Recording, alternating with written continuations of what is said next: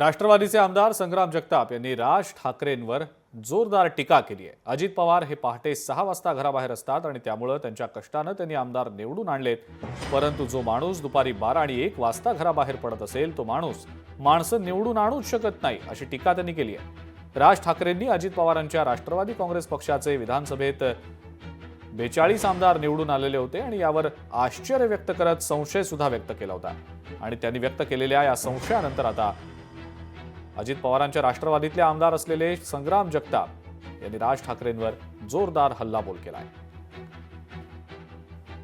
अजितदादाचं कर्तृत्व हे वेळोवेळी आपण सगळ्यांनी पाहिलेले, उभ्या महाराष्ट्राने पाहिलेलं आहे। ते माणूस रात्री अनेक वेगवेगळ्या प्रचार सभा करून जेव्हा मुक्कामाला ते घरी आले, तर घरी सुद्धा त्यांच्या अनेक लोक बैठका झाल्यानंतर ते जेव्हा रात्री 1-1.5 वाजता जर झोपले तर ते सकाळी तुम्हाला सांगतो 6-6:30 तो मनुष्य आवरून तयार असतो। त्यामुळे हे आमदार लोक त्या कष्टातून निवडून असतात। दुपारी 12 आणि 1ला जर आपण घराच्या बाहेर निघत असलो किंवा कोणाला भेटत असलो तर त्यातून माणसं निवडून येऊ शकत नाही। त्याच्यामुळे अजितदादा हा कर्तृत्ववान माणूस आहे हे महाराष्ट्राने पाहिलंय आणि त्यांनी स्वतः ते सिद्ध केलेलं आहे। लोकशाही मराठी ऐका, पहा, जागरूक रहा।